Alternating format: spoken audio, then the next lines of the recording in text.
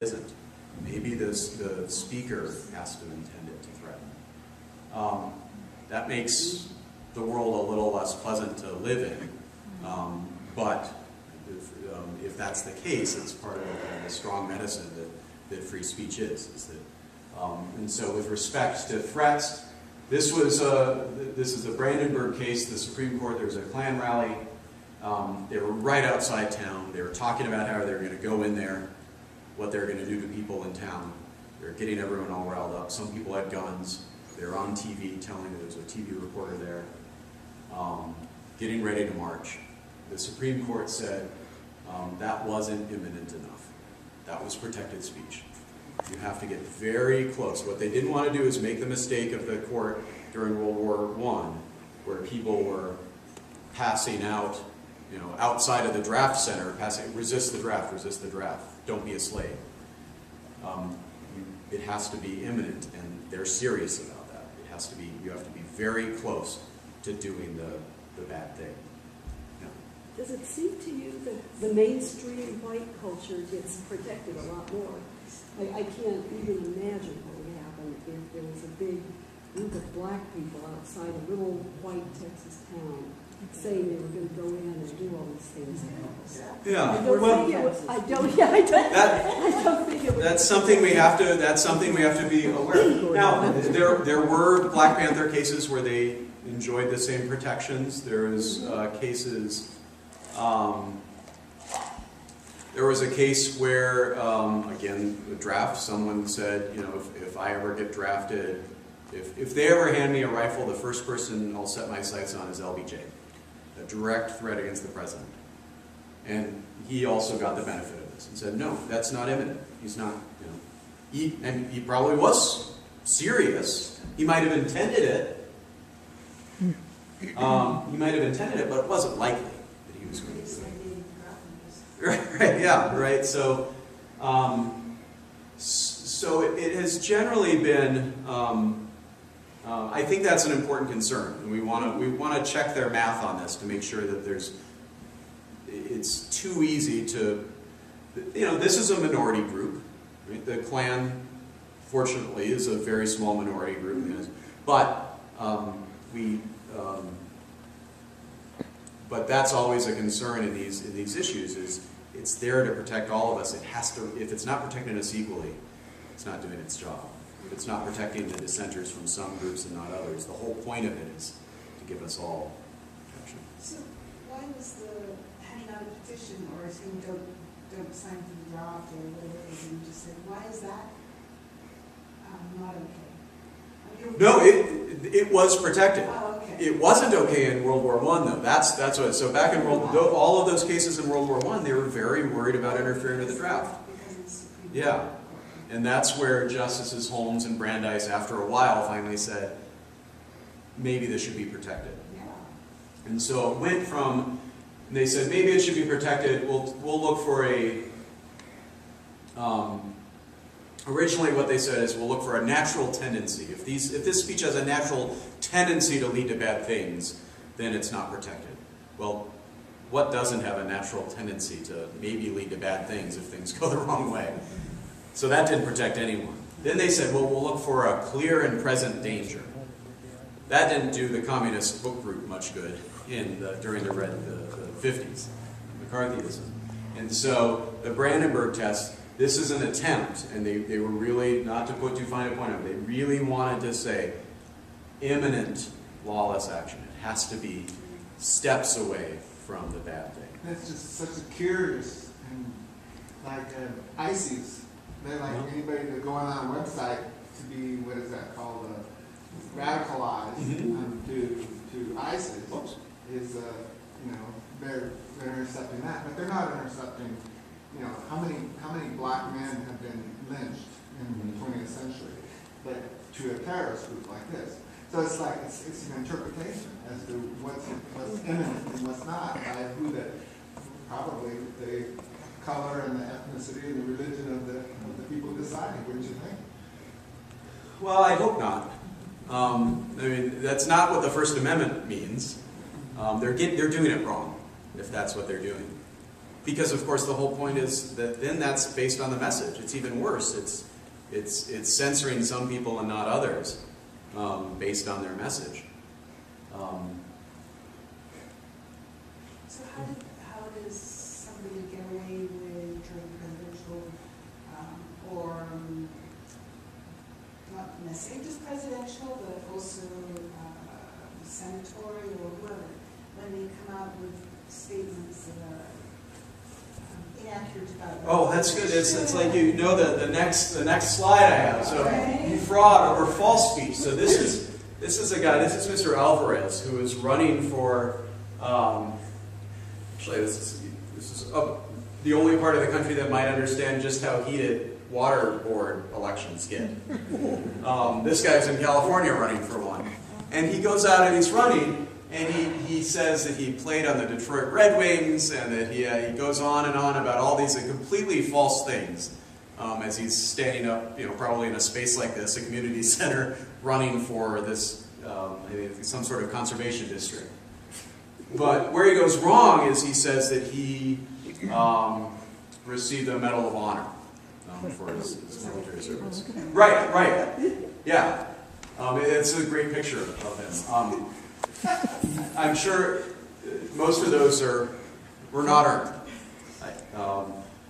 There is a law called the Stolen Valor Act to protect the honor of veterans who honestly earn their medals. It made it a crime to lie about receiving the Medal of Honor. And so they prosecuted him. The Supreme Court said, it's not fraud. He's not trying to get anything for it. Now the government said, well, he was running for office. And said, well, it actually doesn't say that that you're running for office. It just says anyone who lies about receiving medals they didn't get. So the court said it's unconstitutional. So in other words, even lies are protected. And lies in campaigns are especially protected, they've suggested. The problem is, and that sounds crazy because you've got very high stakes things. Right? Political speech is really important. Now, which way does that cut? Should we police it more because it's really important? Or should we police it less? Who's doing the policing? The people who won the last election. So I think that's the concern, and that's why they're going to they'd rather have lies slip and protect people from that. Montana had a law that just said, we're not even policing lies, we're just trying to check your facts. If you're going to mention your opponent's voting record, you have to cite the votes. You have to explain yourself to avoid falsely characterizing your opponent's voting record. The court struck that down. So they've decided it's more important to allow a few lies than allow the government to begin to police the political process, because the idea is, at least, is that they can always come back and correct it. The person can, the candidate, if they're being lied about, can fight fire with fire and come back and say something else. Now, we can debate whether that actually happens, especially with the kind of money we see in politics and the incentives there, especially when it's sometimes called dark money, right? They don't have any reputation at stake, so they might be happy to lie.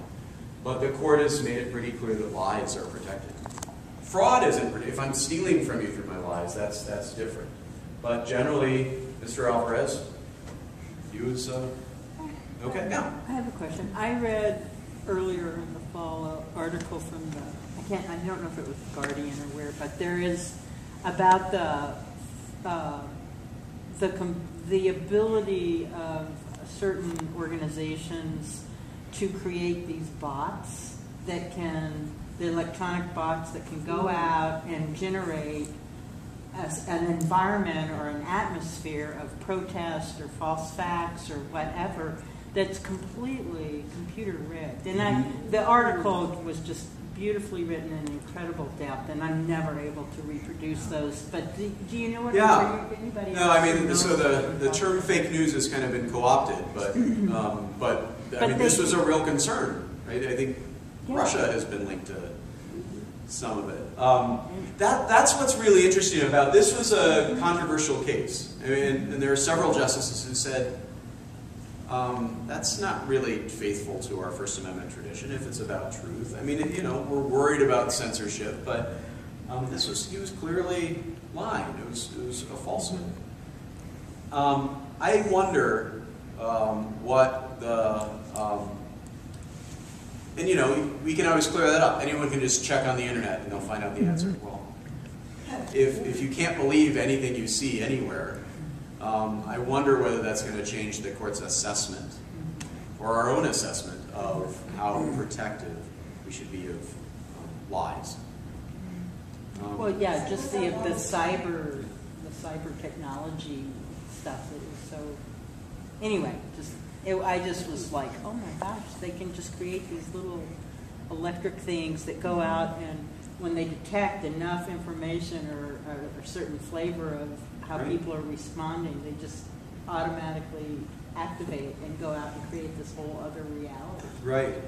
It's weird. How much are we going to rely on what they call counter speech? The fact that, well, whoever's on the receiving end of the lie can just speak back about it. Well, how much are we going to trust that when all of us have our own narrow information feeds? We're all tuned into different TV channels, and therefore it's much more likely that a lie will never be countered. It'll just echo for all of us.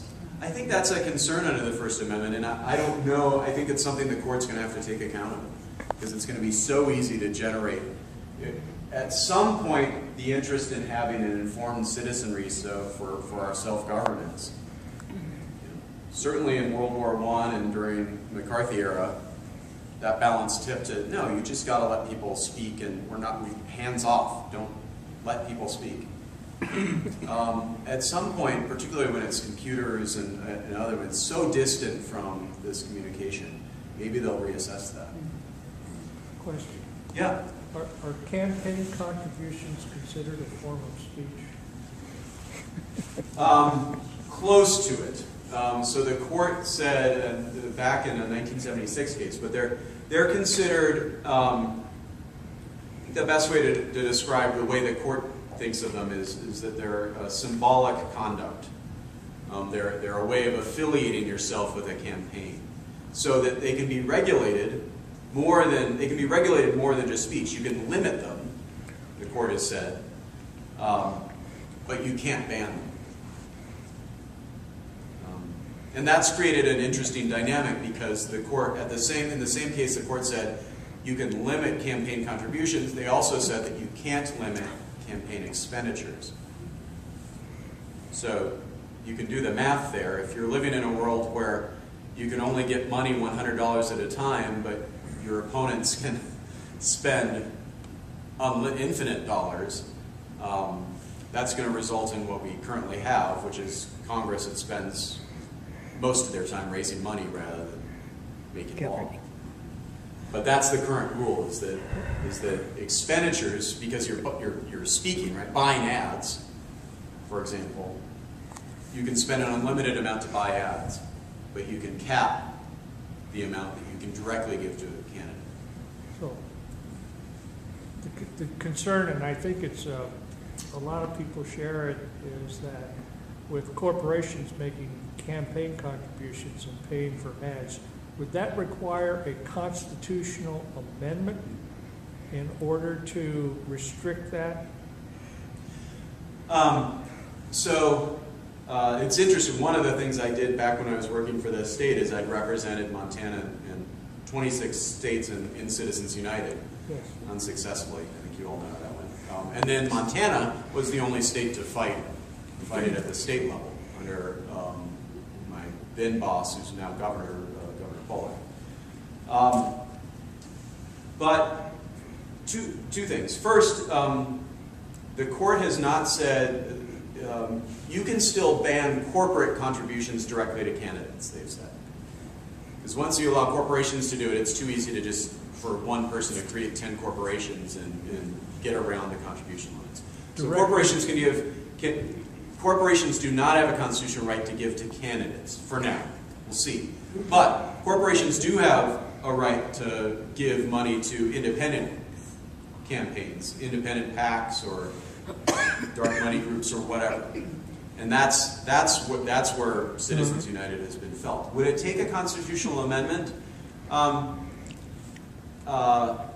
to change that? No.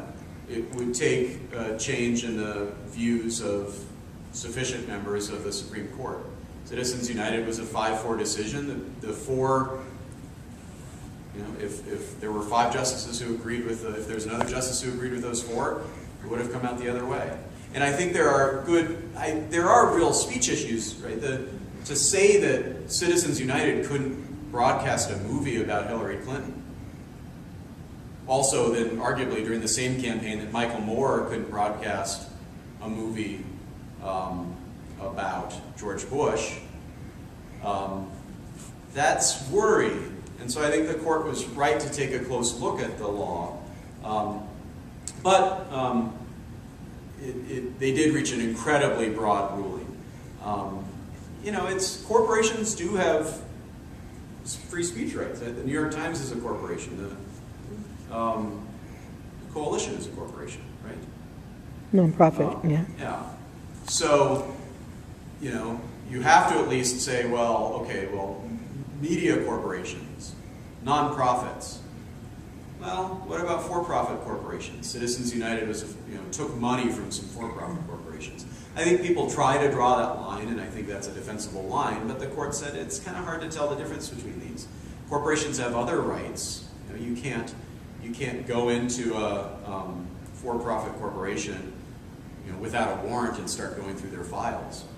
So it's complicated, but I think Citizens United, the court kind of went big when it didn't need to, without knowing what was going to happen. Because the other thing they said is, it's going to be totally fine because we have these great disclosure laws, so everyone's going to know where the corporate money is coming from. This is the problem. We used to have elected officials on the court. Justice O'Connor, who used to serve in the legislature, knows something about politics. She felt differently about this stuff. But now we have a bunch of people who've been just lawyers their whole lives and might not know as much as they should about how politics really works. And so they might have made a little mistake there. Let's go through the obscenity. Obscenity for a long time was a lot like some of the other questions about the draft. So this was a magazine. This is published in 1953, catering to the gay community, I think in California at the time, one magazine. And it was deemed obscene. The problem is that obscenity for a long time was interesting, by the way, that in 1953 there was a magazine advocating for same-sex marriage. But the problem is the reason obscenity is a very tight standard to meet is that obscenity had been drawn very broadly for a long time. The obscenity laws, for example, would apply to instructions on birth control, like mailing instructions, handbooks to people about contraception, discussions about issues like this, not necessarily. And so eventually in the 1960s and 70s, the court really tightened down on the definition of obscenity, and we really don't see many prosecutions for it anymore. Child pornography is still, because of the clear harms there, is not protected. Interestingly, there's a question, what about virtual child pornography or other questions like that? And the court's largely focused on harm to children. There is a case involving, what about essentially animal cruelty pornography? And the court said, actually that law was too broad. They said, he's doing horrible things to animals because that might include missed shots and hunting videos on YouTube. That's protected. But child pornography is a very clear category. This last big category was originally, this principle was taken from the Pentagon Papers case, which dealt with big military secrets. But nowadays, we can think about it as a WikiLeaks question. Again, this is a very narrow exception. So the court in the Pentagon Papers case, the Pentagon Papers dealt with years-old documents about the conduct of the Vietnam War that was embarrassing for the Department of Defense and the Nixon administration. They said national security, and the court said no. Very quickly, within a period of weeks, the court, they couldn't agree on why, but they said, no, we're not going to buy your national security rationale. This is old information, it's embarrassing. There are some secrets, there are some military value to it, but it's not. What they basically said is, some of them said, you basically, the only thing the government can censor in this area is, for example, troop movements or really dire things. Possibly some of the things that WikiLeaks has gotten its hands on with respect to particular methods that the NSA collects data on Americans. But you can see why that's a pretty narrow thing, because Americans might want to know how and why the NSA collects data on Americans. So that's a very narrow category. Well, we're almost, I mean, we may be actually past time, but I spent 10 or 15 minutes. We've raised a lot of the issues. We talked a little bit about protests. How did they,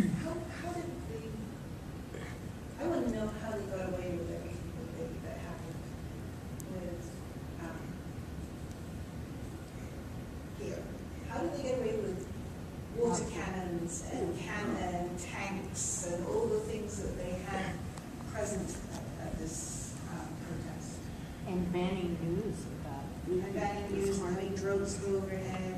Yeah. And I know there's probably lots of stuff maybe that's. I think a big part of it was this question of Especially if they didn't have any guns, they had Right. they didn't have anything to protect themselves. it goes to this, the question of kind of where it was happening. And so I think this was on, and I guess it depends. It was on public property. Sometimes it was on private property. Sometimes it was on government land or public lands.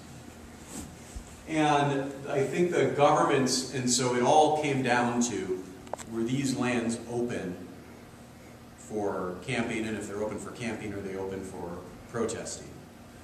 And so this very basic issue, what appears to be a neutral time, place, and manner regulation, we need to control our public lands.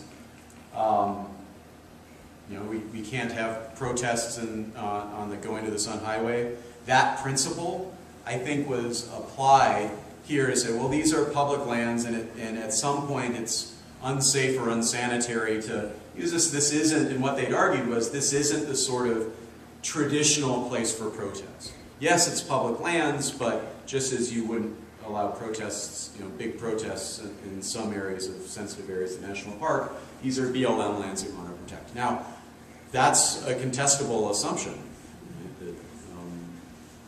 But I think that was the argument. Once you say that, these are public lands, but you need a permit to use it. We've got grazing, we've got people with grazing permits here later on in the year. We need to safeguard the land. You're killing the plants, is the argument.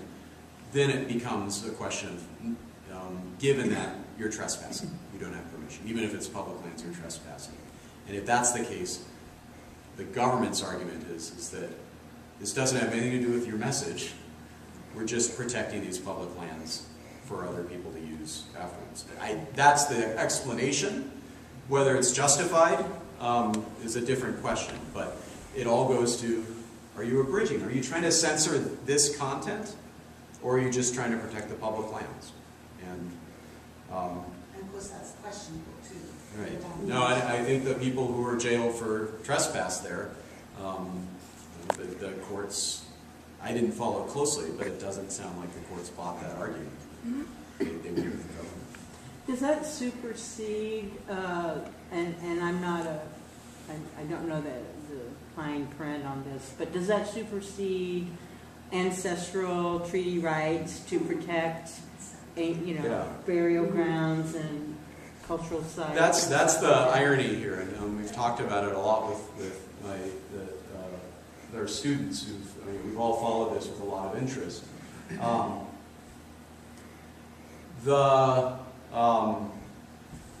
I think the court the First Amendment has taken this as it lies now, and as it is now, notwithstanding the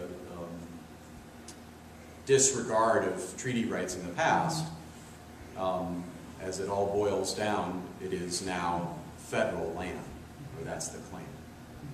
So that's what controls, even if that federal claim might have been historically unjust. It's the government's land, you're trespassing on it, you need to get off. Was the view.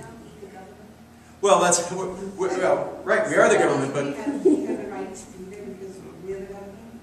Yes, that's the interesting thing about public lands, right? So the argument is, people have different, some people say public lands are owned by the federal government, and some people say public lands are owned by all of us. Either way, it doesn't really work for all of us to run the public lands, so the people we vote for run the public lands. I guess And there's your answer. I found it very strange that how this was dealt with compared to those guys over in Oregon and public lands who did definitely, they did destroy private property, and they did destroy property, etc. They weren't even from there, and they were let off. Like, what did they do? Yeah, this is a really, it goes back to the question of the Klan versus, other groups and whether it's being fairly applied. And that's why we can't rely on courts to protect our First Amendment rights. Court's job is to look at the case in front of them. And you can say, no, but they're treating, they did this to them over there. And generally the court is just going to say, they can go to some other court. I'm looking at these people here, and the question here is the question that's going on in Oregon. And then this is a question that's going on in North Dakota. I'm going to look at this case one case at a time. So courts actually aren't all that good at it. In fact, Congress has done lots of things to be more protective. Courts don't protect the press, as we said. Anyone with a blog, there's no special protection for newspapers, for example. But Congress will think about shielding reporters or freedom of information or all sorts of other things. And so oftentimes it's the politicians that do a better job of protecting these rights. They can look at these two things and say we need to fix that. In other words, we can look at these things and see that's not fair, we need to fix that, and then vote for people who will make a law to fix those things. Courts, that's a blind spot for courts. And these are great, those are inconsistent. They might seem unfair. Courts are the wrong place to do it. Because courts are only going to look at the people right in front of them.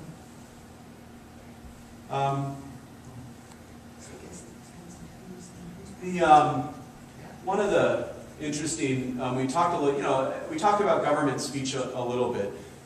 That rule that he who pays the piper or has the Twitter password for calls the tune is going to be the case generally.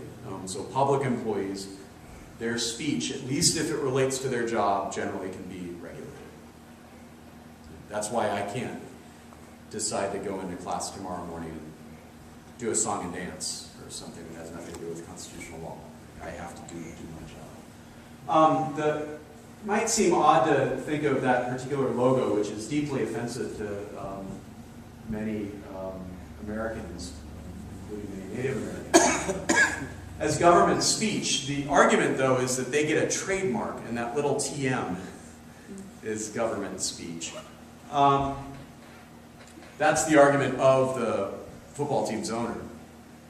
That case is before the Supreme Court, or a case that will help decide this is before the Supreme Court right now. It deals with a different case, but basically the trademark law says if your trademark is about something that's offensive, we don't want to protect it. We don't want to be part of it.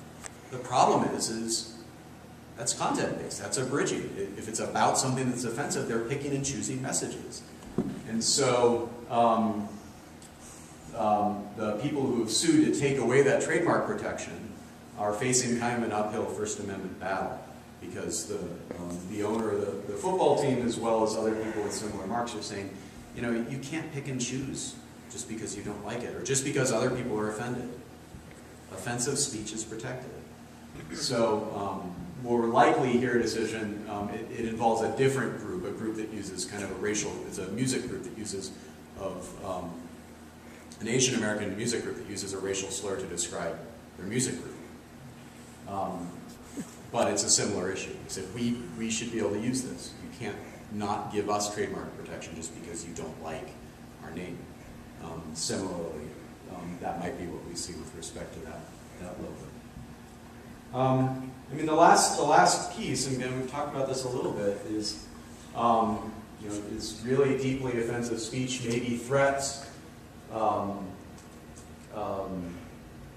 speech that makes people uncomfortable, the whole range of stuff. I mean, ranging from really ruining someone's life, right? Again, the First Amendment is in play. We're not sure it's going to turn a lot on the facts. The lawyers who brought this case, for example, against Mr. England in the Daily Stormer have laid out over 200 paragraphs of really outrageous, extreme harassment of someone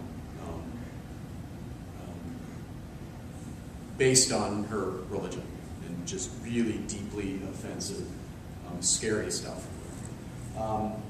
But there aren't exceptions for that kind of stuff. And so what they'll have to show is that it's really a true threat, that it's an actual some sort of threat or incitement to violence. And for all the reasons that we're right, a lot of these cases just happen to involve white supremacists. The key case, Brandenburg, involves that, but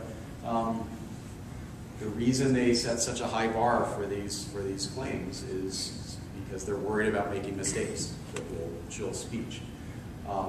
So that all of these questions about whether it's severe, pervasive, whether it's intended or otherwise directed at someone, whether it's imminent incitement of something, those are all in play. You might remember an earlier case involving Mr. Lenio, who in Kalispell, I think, who had threatened to kill rabbis and attack elementary school on Twitter.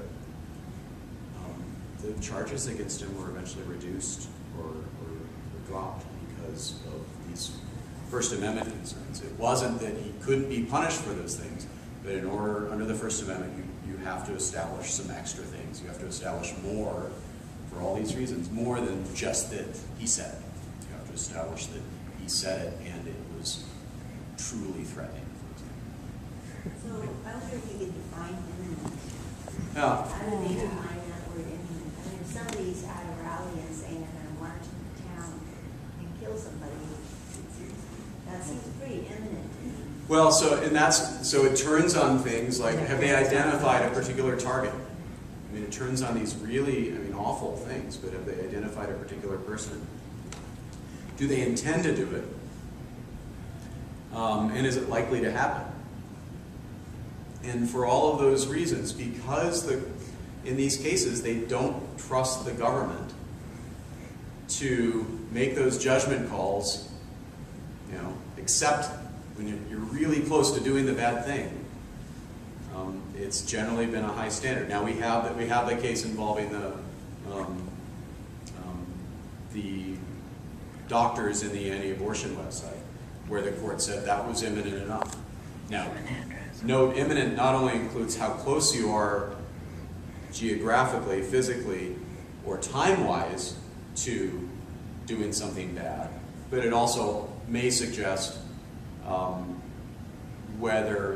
if something you say inspires someone else to do it, that might make it less imminent. And part of the allegations here seem to suggest that too. It's hard to tell. Especially with the Ku Klux Klan, because they have a history of being violent. Mm-hmm. So an example of cross-burning, right? So cross-burning is an example of, yes, it's speech. It is intended and understood to communicate a message. But the court has said, if the Klan is burning a cross on their own time and their own place, that's one thing. But for example, the court said if you burn a cross in someone's yard, that's not protected. That's easy. That's imminent. That's right there. That's one of the historically most vicious threats that can be leveled in American culture. That's true. So that's a good example of, there's eminent for you. But that's pretty bad, right?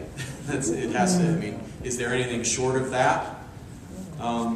You know, I think we're going to see more and more because it's so easy with the internet to create, to really ruin people's lives with what might appear to be just free speech. And so they're going to have to try to sort this stuff out. So if someone would burn the U.S. flag, is there something in the Constitution at all that would say that couldn't happen? Or is that considered freedom of speech? So the court decided this. It was a close decision, but they said it was freedom of speech. They said that the First Amendment protects even speech we hate.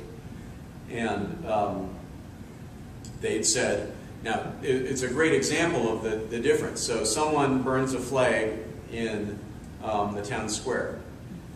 There might be two laws that you could use. One could be a law against open fires outside. Another could be a law against burning the flag desecration. Well, just that word, flag desecration, tells you that that law is all about the message. And the court said, that's about a message, that's protected by the First Amendment. They still could have gotten him for an open fire. But yeah, it was a very controversial decision, but twice the court said that flag burning is protected speech. And you know that because one of the ways of properly disposing of a flag is to burn it. And so what's the difference between, in this case, Mr. Johnson in Texas, anarchists burning a flag, and the VFW burning a flag? Well, it's not about the activity that they're doing. It's about what's in their head and their intent and the message that they're conveying of either deep respect or deep disrespect. That's abridging. And so the court said it's protected. Yeah. Maybe last question? Well, I don't want to take us away from this. No, Well, I was wondering if you would be willing to go back to the fraud aspect of freedom of speech and discuss or illuminate the lawfulness or otherwiseness of President Trump accusing President Obama of wiretapping when, and I have evidence, and to my knowledge to date there's been no evidence, that was totally debunked, but what about that as our president? So that's a great example. For freedom of speech. I'm Right. not trying to hate on him, but that's defamation. That would be a defamation claim. So could President Obama bring a defamation claim against President Trump? If they're private citizens, I mean, if I said that you were doing that to me and I published that, and defamation is technical. It has to cause damage, and it means that you lose your job or something else. President Obama's doing pretty well, so maybe there might be lots of reasons he's not suing President Trump, but but if all of that happened, and we're just private citizens, all you'd have to show is that you just prove that what I'd said is false. With respect to public officials, and even President Obama isn't President Obama anymore. It's just Mr. Obama, but he's a public figure. And it's part of the public discussion. It's what the court called, it's a matter of public concern. Certainly is that. It's very newsworthy. Because of that, even though President Trump is the President of the United States, he still has the First Amendment right to criticize public officials or even former public officials, and the First Amendment privilege to do so recklessly. Or carelessly. If he did so recklessly, or if they could prove that he did it intentionally, and that might be harder than it might seem because there will be all sorts of smoke and mirrors about the actual basis of the information. But if they could prove that he did it intentionally, it would not be protected. It does not protect intentional lies that hurt other people. That's the difference. Mr. Alvarez, they said it didn't hurt people. But if you intentionally lie in a way that hurts another person, not protected. But if you just carelessly lie, and that's, I mean, isn't that what we're talking about? Kind of careless, a lot of careless lies? It feels more than careless that it was said over If, and over. if it's intentional, You know? Harm, yeah. if it's intentional, they could, but that's the test. Between you and me, all you have to show is that, I just didn't have my facts straight. I was careless. A reasonable person should have known that you couldn't even wiretap me if you wanted, right? Right? Exactly. But once you deal with public matters that are important to the public, and deal with people who are public figures, who are in the limelight, the court has said, and this was a Sullivan versus New York Times case, where it was a sheriff in, a great example. So there were protests in Alabama, and there was a protest, and a civil rights group ran an ad, right? Wrote a check, paid for speech, ran an ad in the New York Times that said, heed our rising voices, the civil rights movement, this is what's going on in Alabama. We had a protest, and the police descended on us, and we sang these songs, and 3 people were assaulted by the police, and it turns out that some of it was mistaken. They actually sang a different song. It was 3, not 5 people who might have been attacked. They got their facts wrong. And it was published by the New York Times that had printed a story about what did happen that day. So they were careless about running that ad. But the court said, and so the police commissioner in Alabama sues and says, you're saying these horrible things about my upstanding police department. I'm going to sue you. I'm going to sue the New York Times. What the court said is, yeah, those were false, but they were just careless about it. And we need to protect those, because if we're going to make everyone who wants to criticize our public officials get all of their facts straight or be sued, all their money taken away, lose their house because of that, we'd rather tolerate, again, some careless lies. Intentionally not protected.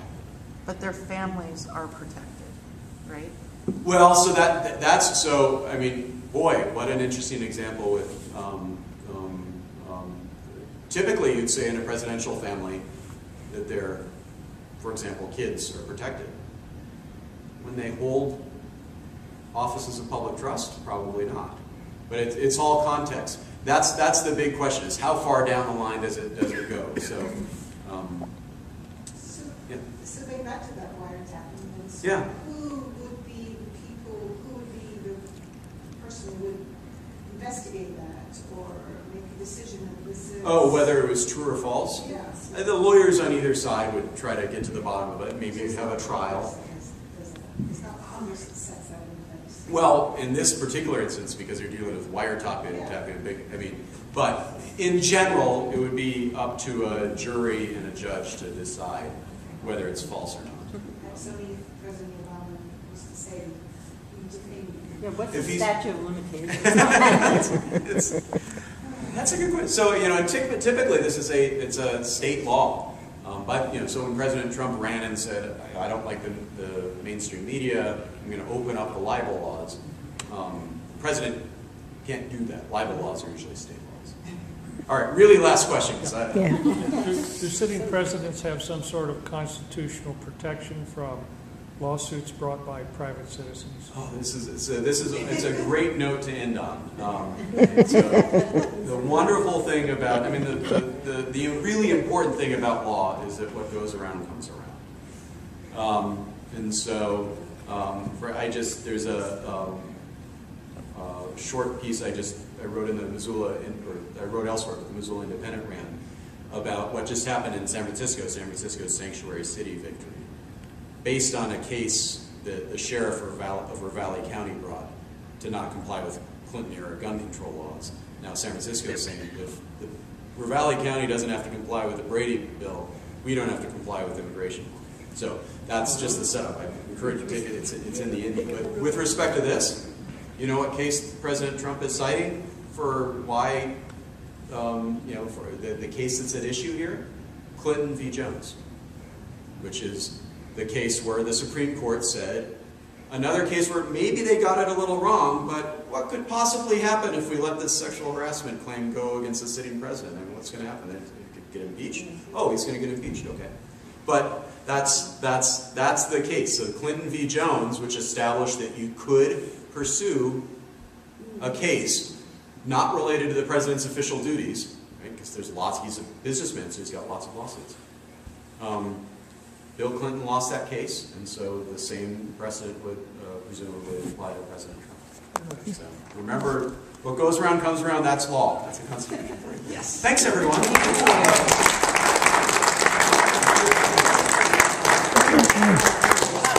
Thank you, everyone, for coming. And just as a reminder, on May 10th, we will have our final potluck and discussion with